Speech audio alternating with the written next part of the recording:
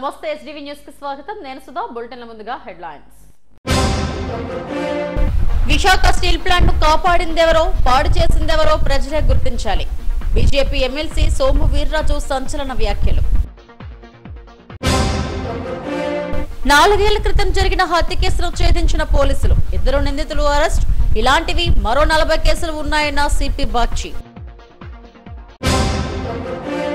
నగరంలో కార్పొరేట్ ఆసుపత్రుల దోపిడీని అరికడతాం నిబంధనలు పాటించకపోతే చర్యలు తప్పవన్న బీజేపీ శాసనసభ పక్షనేత విష్ణుకుమార్ రాజు యారాడ బీచ్ లో స్నానానికి దిగి కొట్టుకుపోయిన విదేశీ టూరిస్టులు వారిని కాపాడి ఒడ్డుకు చేర్చిన మెరైన్ పోలీసులు విశాఖ స్టీల్ ప్లాంట్ ను ఆదుకునేందుకు కేంద్రం 11,440 కోట్లు విడుదల చేస్తే అభివృద్ధి ఎందుకు చెందదని బీజేపీ ఎమ్మెల్సీ సోము వీర్రాజు అన్నారు. బీజేపీ కార్యాలయంలో ఆయన మీడియాతో మాట్లాడారు. స్టీల్ ప్లాంట్ అభివృద్ధిని కోరుకునేవారు ఎందుకు ఉద్యమాలు చేస్తారని, వారంతా ఇక్కడి వారి కాదని తెలిపారు. రష్యా, చైనాలో అభివృద్ధి చెందాలని కోరుకునేవారే ఉద్యమాలు చేస్తున్నారని మండిపడ్డారు. ఇలాంటి ఉద్యమాలు చేసేవారని ప్రజలే ప్రశ్నించాలని కోరారు. కూటమి ప్రభుత్వం వచ్చిన తర్వాత గతంలో 3,000 కోట్లు విద్యుత్ బిల్లుల బకాయిలను కొంతమేర నిలుపుదల చేశామని చెప్పారు. కేంద్రం 11,440 కోట్లు ఇచ్చి స్టీల్ ప్లాంట్ ను అభివృద్ధి చేస్తుంటే ఉద్యమాలు ఎందుకని ప్రశ్నించారు.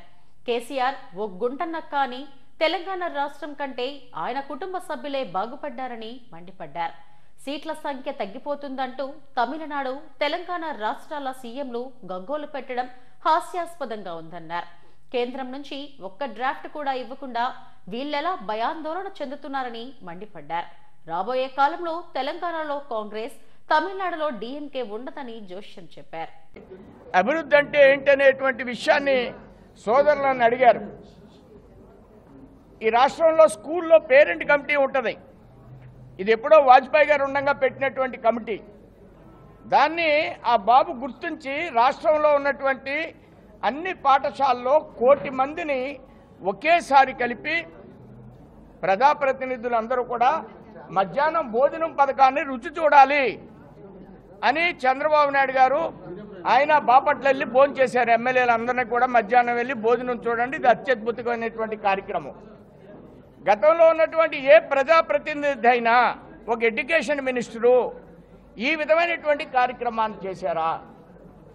సివిల్ సప్లై మంత్రి ఫస్ట్ టైం రైతులకు 3 రోజుల్లోనే ధాన్యానికి ధర ఇచ్చారు. ఎవరికి కూడా నిలుపుదల చేయకుండా ధాన్యానికి నిధులు ఇవ్వడం అనేది ఫస్ట్ టైం జరిగింది. అలానే టూరిజం మినిస్టరు, అలానే అనేక మంది మంత్రులు వాళ్ళ శాఖల్ని, విజయనగరంలో ఒక మంత్రి ఉన్నారు, ఆయన శాఖకు పెద్దగా నిధులు ఉండవు, కానీ దాని ఇంప్లిమెంటేషన్లో కూడా ఆయన అమెరికా నుంచి వచ్చారట. సెల్ఫ్ హెల్ప్ గ్రూప్ దగ్గర నుంచి, ఎంఎస్సీ మంత్రి దగ్గర నుంచి, ఎంఎస్సీ యొక్క కార్యక్రమాల దగ్గర నుంచి ప్రతి వాళ్ళ ఔపోసన బట్టి రాష్ట్ర అభివృద్ధిలో మమేకమై పనిచేస్తున్నారు. అడిగినందుకు ధన్యవాదాలు. తరోగా వీటిల్లో ఎన్నికల నాటికి గుంటనకల్లా కాచుకుని కూర్చున్నారు దోపిడీ కోసం అని కేసీఆర్ గారు అంటారు సార్. దాని ఎట్లా కేసీఆరే పెద్ద గుంటనక్క, రాత్రులు నిద్రపోనటువంటి నక్క, ఊగిపోతున్నటువంటి నక్క, గుంటనక్కే పెద్ద కేసీఆర్. అధికారం అంటే అభివృద్ధి కోసం ఇప్పుడు మీకు వివరించాను. అధికారం అంటే అభివృద్ధి అనేది ఏ విధంగా జరుగుతుందనేది. అలాంటి అభివృద్ధి కాకుండా వాళ్ళ అమ్మాయి అభివృద్ధి చెందాలి, వాళ్ళ మేనర్ అభివృద్ధి చెందాలి, వాళ్ళ అబ్బాయి అభివృద్ధి చెందాలి, అది గుంటనక్క. మేము కళ్ళల్లో ఒత్తులు పెట్టుకుని కాసు కూర్చుంటాం అభివృద్ధి చేయడం కోసం. ఆ రాష్ట్రంలో అభివృద్ధి చేస్తూ అధికారాన్ని సంపాదించాలనేటువంటిది భారతీయ జనతా పార్టీ యొక్క లక్ష్యం. దానికోసం ముందుకు వెళ్తాం. ఇందులో డోకా లేదు. నీలాంటి కళ్ళబొల్లి కబుర్లు చెప్పి ప్రజల్ని అట్రాక్ట్ చేస్తామని 10 సంవత్సరాలు నమ్మించావు. ఇంకా అలాంటి అవకాశం లేదు. ఇలాంటి మాటలను వెంటనే నిలుపుదల చేయాలని నేను డిమాండ్ చేస్తున్నా. స్టీల్ ప్లాంట్ విషయంలో వాళ్ళు న్యాయం చేసే వరకు కూడా మేము చేస్తామని వాళ్ళు చెప్తున్నారు. అంటే న్యాయం చేయలేదని వాళ్ళ ఉద్దేశం అంటారు.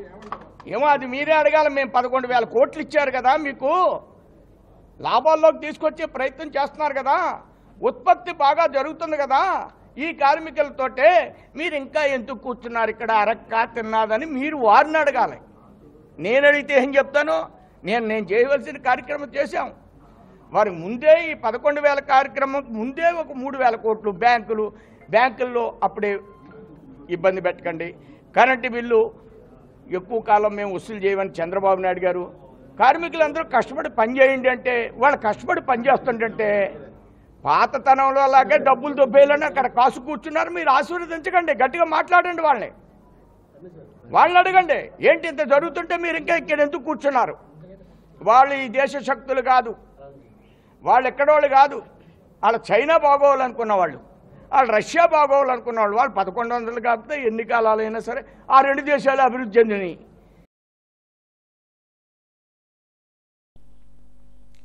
4 ఏళ్ల కిందట జరిగిన రౌడీ షీటర్ హత్య కేసును విశాఖ పోలీసులు ఛేదించారు. హత్య జరిగిన తర్వాత దర్యాప్తు ముందుకు సాగక మూసేసిన కేసును తిరిగి తెరిచి కేవలం 10 రోజుల్లోనే నిందితులను పట్టుకున్నారు. సిపి శంకరప్రతాప్ బాగ్చి ఈ కేసుకు సంబంధించిన వివరాలను మీడియాకు వెల్లడించారు. జ్ఞానాపురానికి చెందిన Ganagalla Srinu alias mental Srinu port ఏరియాలో తుక్కు దొంగతనాలు చేస్తూ జీవించేవాడు. అతడిపై హార్బర్ 2 టౌన్ పోలీస్ స్టేషన్లో రౌడీ షీట్లు ఉన్నాయి. 2021 ఏప్రిల్ 22వ తేదీన తెల్లవారుజామున కంచరపాలెం మెట్టు వద్ద గుర్తు తెలియని దుండగులు ఇతన్ని కిరాతకంగా హత్య చేశారు. కేసులో ఎలాంటి పురోగతి లేకపోవడంతో 2022 ఆగస్టులో ఈ కేసును మూసివేశారు. ఇలా రాష్ట్ర వ్యాప్తంగా మూసేసిన కేసులను తిరిగి తెరవాలని ప్రభుత్వం నిర్ణయించింది. రౌడీ షీటర్ శ్రీను హత్య కేసును దర్యాప్తు తిరిగి సిపి ప్రారంభించారు. సిఐ షేక్ హుస్సేన్ ఆధ్వర్యంలో ప్రత్యేక బృందాన్ని నియమించారు. కొబ్బరితోట, భూపేష్ నగర్, అల్లిపురం, రైల్వే క్వార్టర్స్, జ్ఞానాపురం తదితర ప్రాంతాల్లో 28 మంది స్క్రాప్ దొంగలు, 35 మంది హిజ్రాలను, వ్యాపారులను విచారించారు. శ్రీనుకు తుక్కు దొంగ లాలం గణేష్తో విభేదాలు ఉన్నట్టుగా గుర్తించి ఆ దిశగా దర్యాప్తు ప్రారంభించామని సిపి చెప్పారు. శ్రీనుకు గణేష్కు మధ్య ఆర్థిక లావాదేవీలు ఉన్నాయని సిపి బాగ్చి చెప్పారు. ఈ నేపథ్యంలోనే శ్రీను, గణేష్, తారకేశ్వరరావులు హత్య చేసినట్టు నిర్ధారణ అయిందని, అనంతరం అతని మర్మాంగాన్ని కూడా కోసేశారని తెలిపారు. పూర్తి సాక్ష్యాధారాలతో గణేష్, తారకేశ్వరరావులను అరెస్టు చేశామని సిపి వెల్లడించారు. ఇప్పుడు ప్రతి జిల్లాలో, ప్రతి రాష్ట్రంలో కొన్ని కేసులు ఉంటాయి, అన్డిటెక్టెడ్ కేసెస్, ముఖ్యంగా అన్డిటెక్టెడ్ మర్డర్ కేసెస్. అవి మనం ఛాలెంజ్గా తీసుకుంటాం. నేను కూడా వచ్చిన తర్వాత 1 by 1 ఇటువంటి అన్డిటెక్టెడ్ మర్డర్ కేసెస్ డిటెక్ట్ చేయాలి, ఛేదించాలని ప్లాన్ చేసుకుని పీసీఆర్ ఇన్స్పెక్టర్ షేక్ హుస్సేన్ గారికి ఫస్ట్ ఒక కేసు అప్పచెప్పడం జరిగింది. ఆ కేసు వచ్చేసి 2021 ఏప్రిల్ 22 ఆ రోజు ఒక వ్యక్తిని చాలా కిరాతకంగా హత్య చేయడం జరిగింది. ఇక్కడ పైడిమమ్మ టెంపుల్ కంచర్పాలెం మెట్టు దగ్గర ప్రైవేట్ పార్ట్స్ మ్యూటిలేషన్ చేయడం జరిగింది. బాడీ సర్వీస్ రోడ్, ఫ్లైఓవర్ పక్కన సర్వీస్ రోడ్లో పడి ఉంటే మనకు చేశారు. మన వాళ్ళు కంప్లైంట్ రిజిస్టర్ చేశారు. కానీ ఏప్రిల్ 22 రిజిస్టర్ చేసిన 2021 1 year 4 months ప్రయత్నం చేసినా కూడా కేసు ఛేదించలేకపోయారు పోలీస్. అందుకే ఆగస్ట్ 22 అంటే ఆల్మోస్ట్ 3 సంవత్సరాల క్రితం కేసు అన్డిటెక్టెడ్గా రెఫర్ కూడా చేశారండి. సో ఈ కేసు నేను షేక్ హుస్సేన్ గారి అధీనంలో ఒక టీం ఫామ్ చేసి వాళ్లకు ఆ కేసు అప్పచెప్పడం జరిగింది. డిటెక్ట్ చేయడానికి వాళ్ళు విశ్వప్రయత్నం చేసి ఇప్పుడు కేసు ఛేదించారండి. మన డీటెయిల్స్ వెళ్తే ముద్దాయిలు కూడా మీ ముందర ప్రొడ్యూస్ చేస్తున్నాం, ముసుగులో ఉన్న. ఇనిషియల్ డేస్లోనే దొరుకుతారని అనుకున్నారు. ఇప్పుడు 1 year దాటిపోయింది, 1.5 year దాటిపోయింది. పోలీస్ వాళ్ళు అన్డిటెక్టెడ్గా రెఫర్ కూడా చేశారు. అంటే మేము ఇప్పుడు మాకు ధీమా వచ్చేసింది, పోలీస్ వాళ్ళు పట్టించుకోరు, జీవితం అంతా మేము ఇలాగే తప్పించుకొని తిరుగుతామని అనుకున్నారండి. పోలీస్ వాళ్ళు మళ్ళీ అదే పాత కేసు రికార్డ్ రూమ్ నుండి తీసి మళ్ళీ ఛేదించి అది వాళ్ళను అరెస్ట్ చేస్తారని ఎవరు ఊహించలేదండి. ఇలాంటి పాత కేసులు విశాఖ నగరంలో 40 వరకు ఉన్నాయని సిపి తెలిపారు. త్వరలోనే వాటిని ఒక్కొక్కటిగా ఛేదిస్తామని వెల్లడించారు. ఇందుకోసం ప్రత్యేక బృందాలను కూడా నియమిస్తామన్నారు. నగరంలోని కార్పొరేట్ హాస్పిటల్స్ లో కనీస నిబంధనలు పాటించడం లేదని బీజేపీ శాసనసభ పక్షనేత పెనుమత్స విష్ణుకుమార్ రాజు మండిపడ్డారు. సీతమ్మధారలోని బీజేపీ కార్యాలయంలో ఆయన మీడియాతో మాట్లాడారు. శాసనసభలో విశాఖతో పాటు రాష్ట్రానికి సంబంధించిన అనేక విషయాలను చర్చించారని వెల్లడించారు. ముఖ్యంగా విశాఖ ఆరిలోవా హెల్త్ సిటీలో 35 కార్పొరేట్ ఆసుపత్రులు ఉన్నాయని, గత 15 సంవత్సరాలుగా వీరు దోపిడీ చేస్తున్నారని ఆరోపించారు. సీతమ్మధారలో ఒక కార్పొరేట్ ఆసుపత్రికి గజం కేవలం 270 రూపాయలకే కేటాయించడం దారుణమన్నారు. ఈ లెక్కన 4800 గజాలకు సుమారు 8 లక్షలకు కాచేశారని ఆరోపించారు. ప్రస్తుత మార్కెట్ రేటు గజం 2 లక్షల రూపాయలు సీతమ్మధారలో ఉందని ఎమ్మెల్యే వెల్లడించారు. 100 ఓపీలు ఉంటే అందులో 10% మంది రోగులకు ఉచితంగా వైద్యం అందించాలని, ఏజెన్సీల నుండి వచ్చే గిరిపుత్రులకు ఉచితంగా వైద్యం అందించాలనే నిబంధన ఉన్నప్పటికీ దానిని ఎక్కడా పాటించడం లేదని మండిపడ్డారు. ఈ కార్పొరేట్ దోపిడీని తాను అరికడతానని, తిన్నదంతా కక్కిస్తానని హెచ్చరించారు. రాష్ట్రంలో జగన్ పేదల ఇళ్లకు అన్యాయం చేశారని, వారితో డబ్బులు కట్టించుకొని రుణగ్రస్తులను చేశారని ఆరోపించారు. ఈ సమావేశంలో కూటమి నేతలు ఉషాకిరణ్, నజీర్ తదితరులు పాల్గొన్నారు. హెల్త్ సిటీ కంప్లీట్గా ఆరిలోవా హెల్త్ సిటీకి 35 కార్పొరేట్ హాస్పిటల్స్కి తక్కువ ధరతోటి ల్యాండ్స్ అలాట్ చేయించి దాంట్లో కండిషన్ ఏమని పెట్టారంటే 10%, అంటే 100 మందికి ఓపీ కనుక ఉంటే 10 మందికి ఉచితంగా ఓపీ చూడాలి. అట్లాగే 15% 15% బెడ్స్ కూడా ఇచ్చి ఉచిత ట్రీట్మెంట్ చేయాలి. ఇది ఒక్కటే కాకుండా ఐటీడీఏలోని పిల్లలు ఎవరైతే ఎస్సీ ఎస్టీ సామాజిక వర్గానికి చెందిన వాళ్ళకి ఉచితంగా ట్రీట్మెంట్ చేయాలి అని చెప్పి, హాస్టల్స్లో ఉన్న వాళ్ళకి ఉచితంగా ట్రీట్మెంట్ చేయాలని చెప్పి కండిషన్స్ ఉన్నాయి. ఎవరన్నా ఒక్క కండిషన్ ఫాలో అవుతున్నారా? 10 సంవత్సరాలు 15 సంవత్సరాల నుంచి ఈ కండిషన్స్ ఉన్నప్పటికీ కూడా ఎవరన్నా ఈ గొంతు ఎత్తి మాట్లాడారా? మీరు ఒకసారి ఆలోచించండి. ఒక్కడు కూడా మాట్లాడలా, ఎవరు పాటించడం లేదు. ఆఖరికి ఇక్కడ ఎన్ఆర్ఐ హాస్పిటల్ ఉంది మన దగ్గరలో పక్కనే, దాంట్లో కిమ్స్ కింద మార్చారు, ఇప్పుడు కిమ్స్ హాస్పిటల్ అయింది, అక్కడ కూడా పాటించడం లేదు. ఇక్కడైతే మరీ దారుణం, గజము 270 రూపాయలకి ఇచ్చారు. ఎక్కడండి? సీతమ్మధారలో గజము 270 రూపాయలకి, అది 2 లక్షల రూపాయలు ఉంటుంది. ఏదో 50 గజాలు కాదు ఇస్తా, 4800 గజాలు ఇచ్చారు. అంటే ఒక ఎకరము స్థలము సుమారు 8 లక్షలు 9 లక్షల రూపాయలు కంటే తక్కువగానే ఇచ్చారు. కండిషన్ ఏముంది? 10 to 15% ఉచితంగా ట్రీట్మెంట్ చేయాలి, బెడ్స్ ఇచ్చి 10% ఫ్రీ ఓపీ చేయాలి. ఎక్కడ చేస్తున్నారా? ఇప్పుడు చేయటం లేదు. కాబట్టి నేను మీ ద్వారా కార్పొరేట్ హాస్పిటల్స్కి కూడా తెలియజేసుకుంటున్నాం, ఆల్రెడీ జరిగిపోయింది.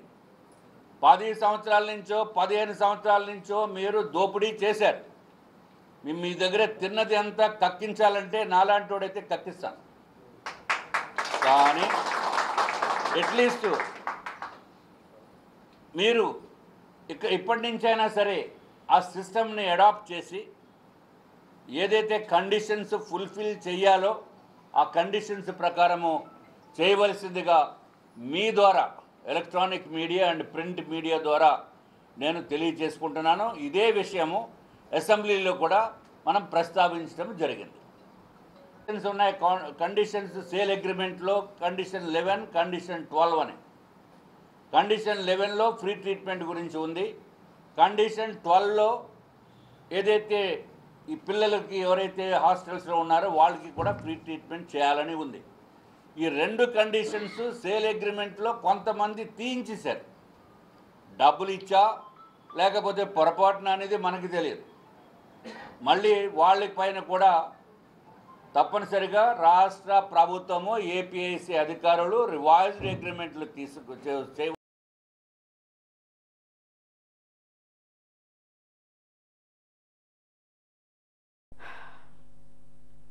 యారాడ బీచ్ లో త్రుటిలో ప్రమాదం తప్పింది. ఇటలీకి చెందిన 4 టూరిస్టులు యారాడ బీచ్ కు వచ్చారు. ఈ 4 బీచ్ లో స్నానం చేస్తుండగా 2 టూరిస్టులు కొట్టుకుపోయారు. పరిస్థితిని గమనించిన మెరైన్ సిబ్బంది గమనించారు. కొట్టుకుపోతున్న 2 టూరిస్టులను అత్యంత చాకచక్యంగా కాపాడారు. దీంతో మెరైన్ సిబ్బందికి విదేశీ పర్యాటకులు కృతజ్ఞతలు తెలిపారు.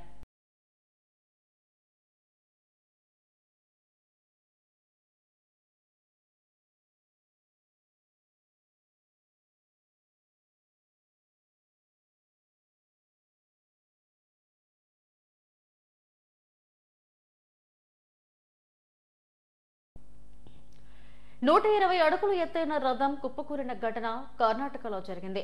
కర్ణాటకలోని అనేకల్ తాలూకా హుస్కూర్ మద్దూరమ్మ జాతరలో ఈ ఘటన చోటు చేసుకుంది. చుట్టుప్రక్కల గ్రామాల ప్రజలు ఏటా ఈ రథాన్ని తీసుకొస్తూ ఉంటారు. 120 అడుగుల ఎత్తైన దొడ్డనగర మంగళ రథం ఈదురుగాలులకు కుప్పకూలిపోయింది. ఈ ఘటనలో 1 చనిపోయారు. స్థానిక పోలీసులు కేసు నమోదు చేసి దర్యాప్తు చేస్తున్నారు.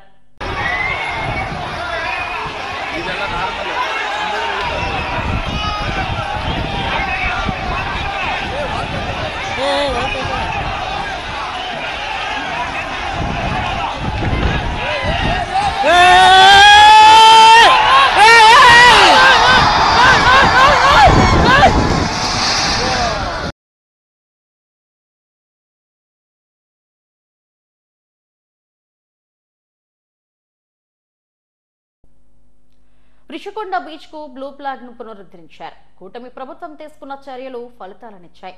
బ్లూ ఫ్లాగ్ ప్రతినిధులు జిల్లా కలెక్టర్ ను కలిశారు. రిషికొండ బీచ్ కు బ్లూ ఫ్లాగ్ గుర్తింపు పునరుద్ధరిస్తున్నట్టు సమాచారం అందించారు.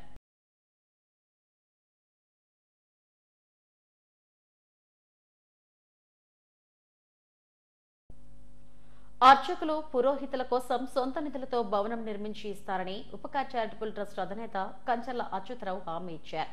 శివాజీ పార్క్ లో బాలబాను పురోహిత సంఘం ఆధ్వర్యంలో ఉగాది సంబరాలను నిర్వహించారు. ఉపకార్ ట్రస్ట్ నుంచి పంచాంగ ఉగాది కానుకల వితరణ కార్యక్రమాన్ని ఘనంగా నిర్వహించారు. బాలబాను అర్చక సంఘానికి త్వరలో భవన నిర్మాణం కోసం చూస్తున్నానని, ప్రభుత్వం దృష్టికి ఈ విషయాన్ని తీసుకెళ్తానని వెల్లడించారు. తమ కోసం కంచర్ల అచ్యుతరావు ఆలోచించిన విధంగా మరెవరూ ఆలోచించడం లేదని సంఘం అధ్యక్షుడు కామేశ్వర శర్మ, వ్యవస్థాపక అధ్యక్షులు వెంకటరమణ శాస్త్రి, గౌరవ అధ్యక్షులు ఆరివిల్లి సూర్యప్రకాష్ శర్మలు తెలిపారు. ఈ కార్యక్రమంలో కార్యదర్శి కిషోర్ శర్మ, సభ్యులు సుధా మాధవ శర్మ, ట్రస్ట్ మేనేజర్ సుధీర్ కుమార్ తదితరులు పాల్గొన్నారు.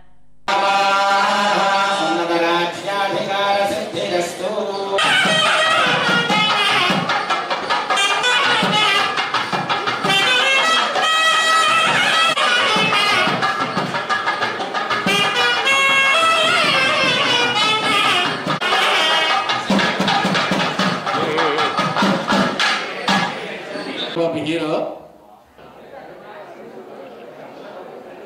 ఏంటంటే మొన్న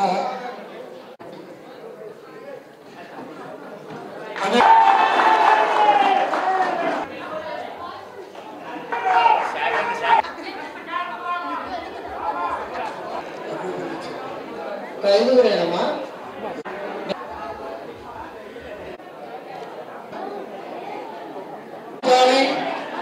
కాబట్టి ఇంతటి మహత్తరమైన బాలబాను పరీక్షణాలతో వేదగాయత్రి అమ్మవారి బాలబాను అర్చక పురోహిత ఎంతమంది అయితే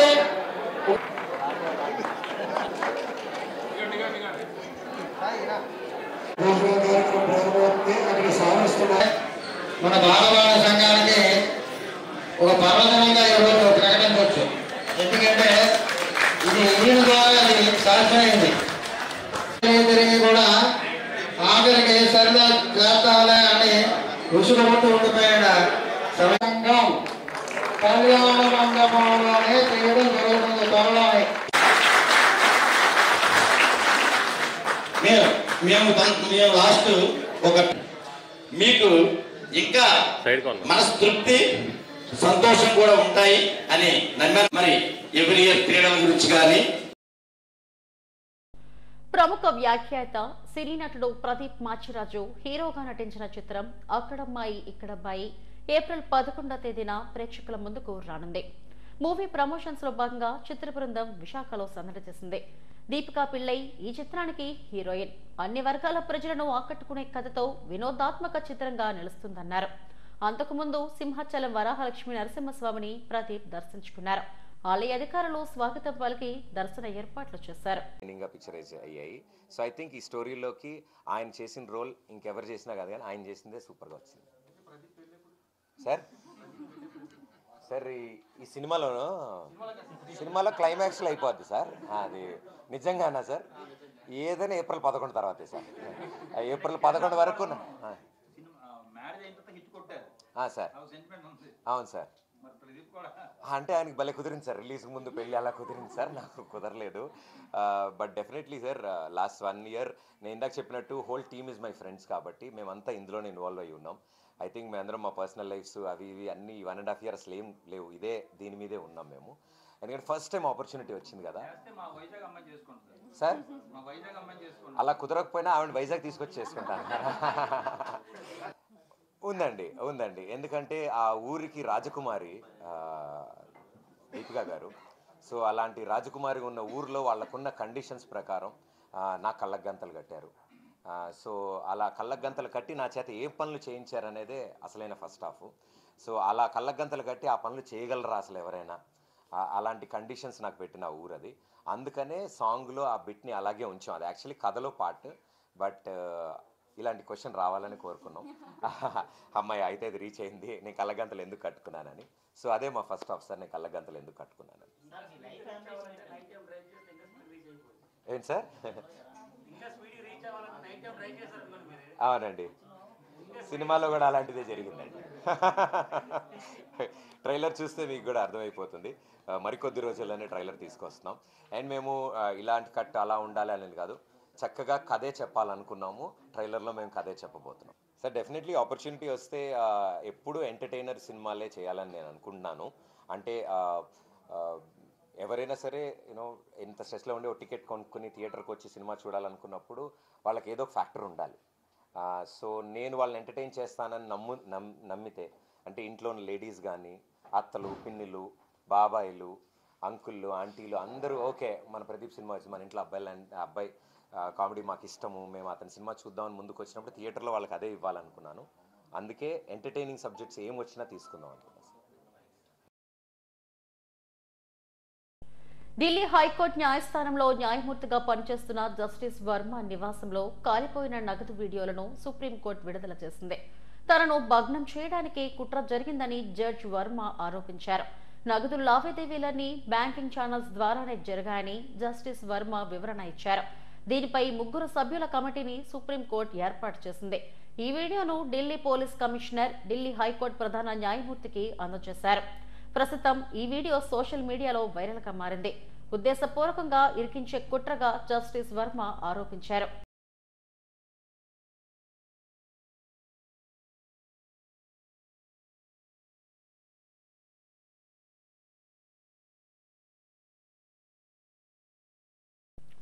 వేసవి కాలంలో వడదెబ్బ తగలకుండా జాగ్రత్తలు తీసుకోవాలని దక్షిణ ఎమ్మెల్యే వంశకృష్ణ శ్రీనివాస్ అన్నారు. జీవీఎంసీ 29వ ward ZP junction Sri Krishna Chaitanya మఠం వద్ద జనసేన నాయకుడు మన్యాల శ్రీనివాస్ ఆధ్వర్యంలో ఏర్పాటు చేసిన చలవేంద్రాలు, మజ్జిగ పంపిణీ కేంద్రాలను ఆయన ప్రారంభించారు. 23 సంవత్సరాలుగా సేవా కార్యక్రమాలు నిర్వహిస్తున్నాడని మన్యాల శ్రీనివాస్ చెప్పారు. ఈ కార్యక్రమంలో బొగ్గు శ్యామ్, గోపి కళ్యాణి తదితరులు పాల్గొన్నారు. జంక్షన్లో సోదరులు మన్యాల శ్రీనివాస్ గారి ఆధ్వర్యంలో వాళ్ళ నాన్నగారి జ్ఞాపకార్థం ఈరోజు ఇక్కడ చలివేంద్రం ఏర్పాటు చేయడం జరిగింది. ఎండల తీవ్రత ఎక్కువ అవడం వలన దాదాపుగా ప్రజలందరూ కూడా ఇళ్లల్లో ఉండే పరిస్థితి వస్తూ ఉంది. కాబట్టి బయట తిరుగుతున్న ప్రజలకి వాటర్ సౌకర్యం కానీ, అలాగే మజ్జిగ కానీ కావాలని, అలాగే వాళ్ళ మున్సిపాలిటీ కూడా వాటర్కి ప్రిపేర్ అవుతూ ఉన్నారు సమ్మర్ని ఎదుర్కోవడానికి. సో అందులో భాగంగా మా సోదరులు ఇవాళ 2-3 సెంటర్లు ఇవాళ చలివేంద్రం పెట్టినందుకు మనస్ఫూర్తిగా కృతజ్ఞతలు. ఇంకా ఎన్డీఏ నాయకులు అందరూ కూడా ఈ విశాఖపట్నంలో ఎక్కడ వాటర్ ప్రాబ్లం లేకుండా, అలాగే ఎక్కడ ఎవరి స్థాయిలో వాళ్ళు మజ్జిగ కేంద్రాలు కూడా పెట్టాలని మనస్ఫూర్తిగా కోరుకుంటున్నాం.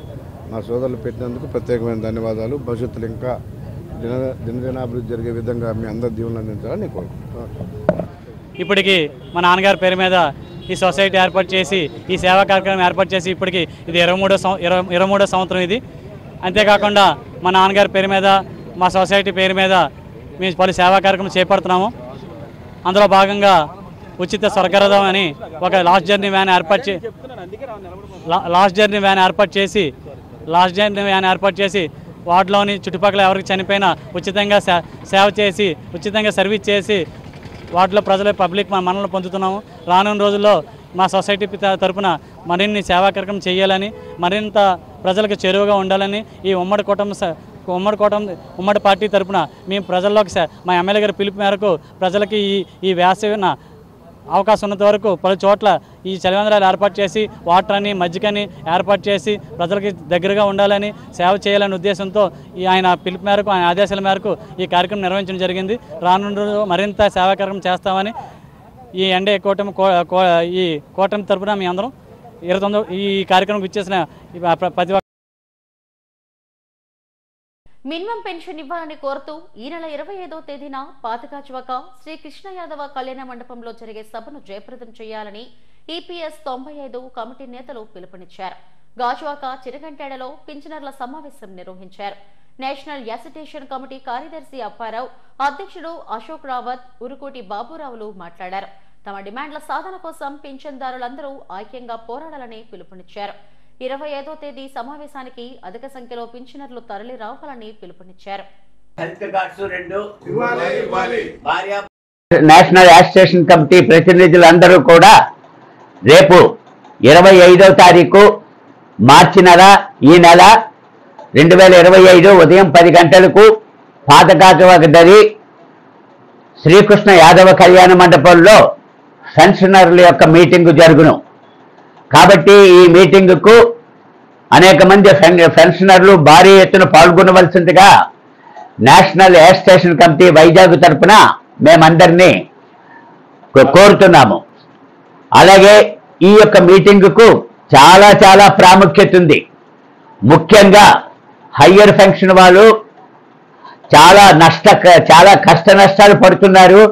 చాలామందికి డిమాండ్ నోటీసులు రాలేదు, వచ్చినా ఏవో సాకులు చెప్తున్నారు, మెసేజ్లు పంపించామంటున్నారు. ఇలాగే సుమారు దగ్గర ఒక 2,500 3,000 మంది హయ్యర్ పెన్షన్